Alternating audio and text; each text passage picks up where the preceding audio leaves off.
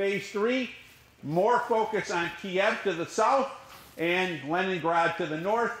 By August 8th, they're attacking vigorously. Casualties rise. What happens? They begin to pull tanks away from Leningrad. Hitler feels that if he gives them to the army group center, they can advance to Moscow. He thinks if they can capture Moscow, what's going to happen? The war is over. The war is over. That would be about as probably the biggest fallacy as if we lost Washington, D.C. Would the rest of the United States quit? Some of us might be relieved. Sorry, you shouldn't say it. I'd probably get arrested for sedition. What about, what was the time when General Brasso was his old division? Walter, hold the question. Walter, hold it. That's a good question. Well, let's leave that for question hour, okay? Right after, I'll take questions, okay? Hold that, because I want to get through this. We got a couple more slides. And then open to everybody, okay? I appreciate your questions. Okay, so 452, 400,000, 600,000. Where's these troops coming from? Where's Stalin pulling out more units? Siberia, he starts pulling out Siberians. Mongolia. He's got such an ethnically diverse army. For the time, the Soviets are more ethnically diverse than others. And they even begin to put women into fighting roles. And the appeal begins to happen for the mother country, for Russia, and he starts to find allies in anything and anyone that he can. Appealing to the Orthodox Church, actually loosening up restrictions on the church, which he hated. Why did he hate it?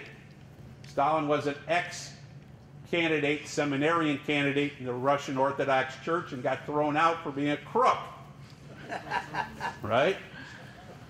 And he had great apprehensions about it. Now the problem, though, starting in mid-September, weather is changing. Germans are still in what? Summer uniforms. They don't have great coats. They don't have extra changes of underwear, a lot of things. They're being decimated. They're running around. There's no 3 hots and a cot and a shower. They're on the move. And you know, if you don't get your showers and you don't get your good food and you don't feel like you're being taken care of, how do you fight after a while? You're pretty demoralized. Yes, you're making progress, but you're demoralized. Now comes the rains. Starting in September, October, heavy rains, drenching rains, winds, cold winds from the northeast. And what happens? Russian winter. Well, it's not quite there yet. They're getting chilled, okay? And those roadways that were bringing all that wonderful stuff are pea soup now, muddy. And now the trucks can't get through and they're resorting to wagons. And what happens to these wagons? They get bogged down. This is a logistical nightmare. Further you go, the worse it is. What are the Soviets doing to help make this even more miserable? As they retreat, they burn everything.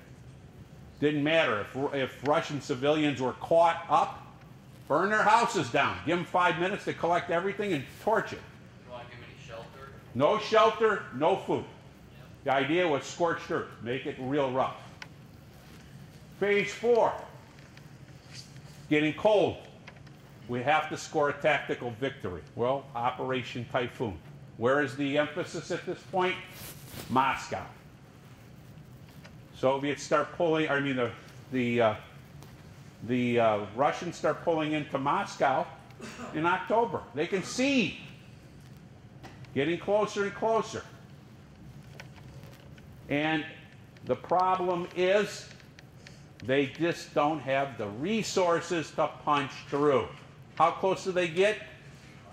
Yeah, out to the suburbs. They can see the spires of the Kremlin. By December, they're launching attacks on Moscow at 60% of their strength. By this point in time, what has the Soviets done?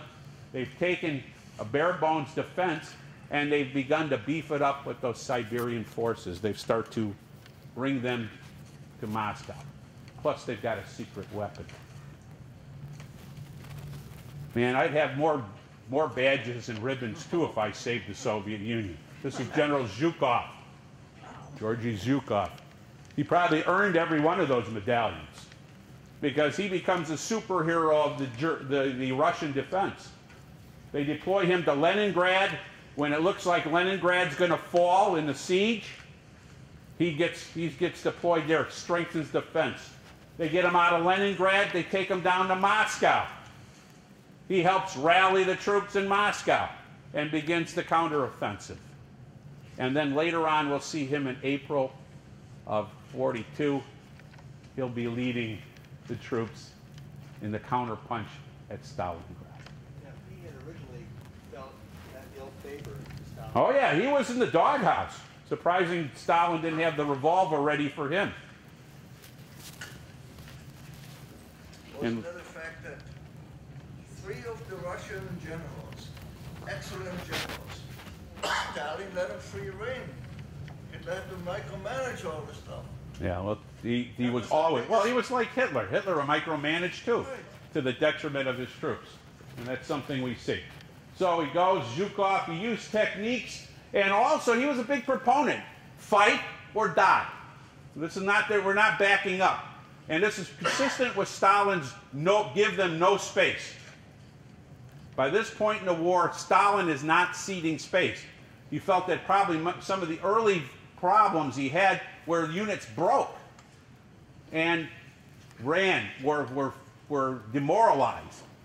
Now they're pushing for a change. Now, what we know is in Stalingrad, the siege begins in '41. It doesn't end until what? '44.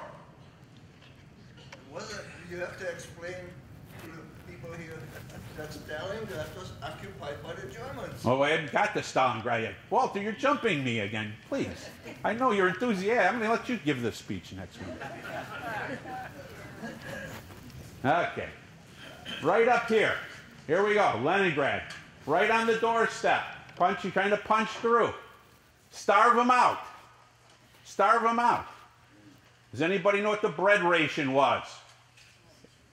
600 grams. 600 grams of bread. That's like a slice and a half of German bread. Now, the bread was not like you think about it. It was adulterated with sawdust to stretch it. Because remember, they're not getting supplies. So they have to stretch everything.